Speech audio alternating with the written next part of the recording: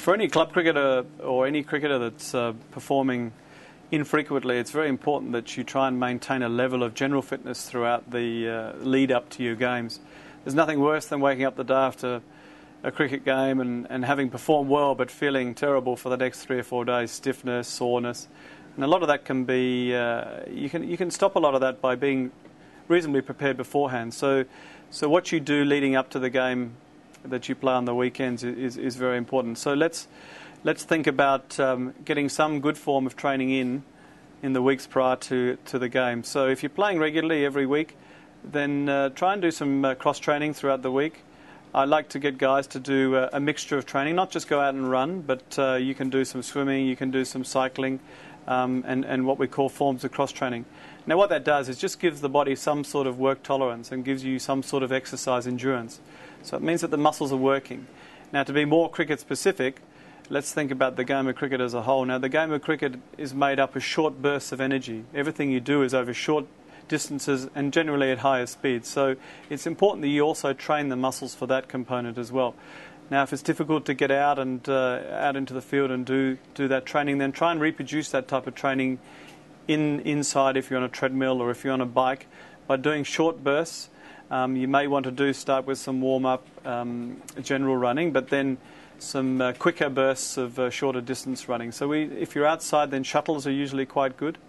For the bowlers, most of you, it's important that you work specifically on your abdominal muscles, the core stability, and also on your glute strength muscles. Now, there's a number of things that one can do in terms of lunges, squats, as well as a good core stability workout, which is very important especially for you bowlers. Now, how you go into a match, especially if it's in the hot conditions, what you drink before the match is very important. So monitor your fluid intakes and your electrolyte intakes prior to the game as well as during the game. We know that cricketers who play the game in hot conditions, so anything over about 30 degrees Celsius, we know that you can lose between 1 and 1.5 litres of fluid per hour. So keep that in the back of your mind, especially if you're a bowler. So adequate fluid intakes during the game as well as after the game as part of your recovery protocol is very, very important. You see a lot of the top cricketers doing stretching before the game. Well, that, again, I think is very, very important.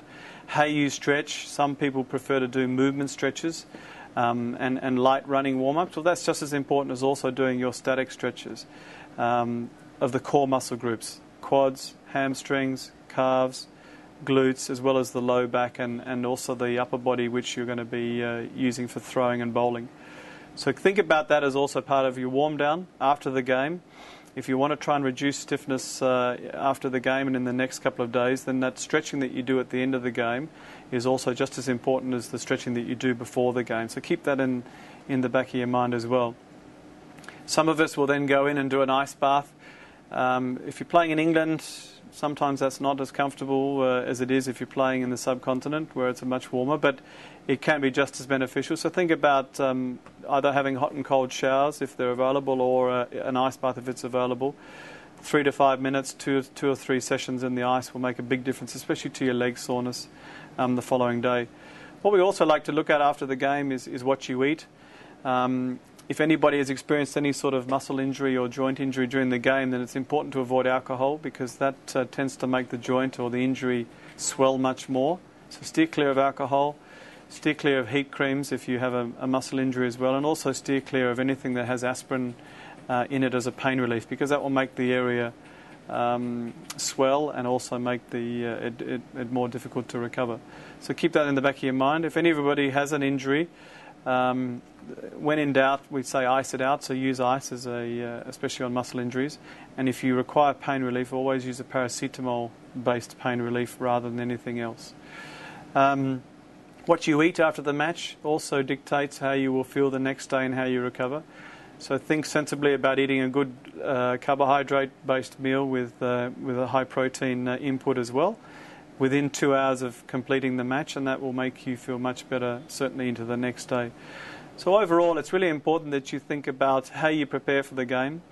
None of us want to feel stiff and sore for the next few days afterwards, so think about getting some good activity in the 2 to 3 weeks prior to it, and just condition yourself a little bit better for the match. But keep it sport specific, keep it cricket specific, and at the end of the day, just be wise about what you do on the field, and seek advice from any physio or health professionals should you be at all worried about anything that's happened during the game.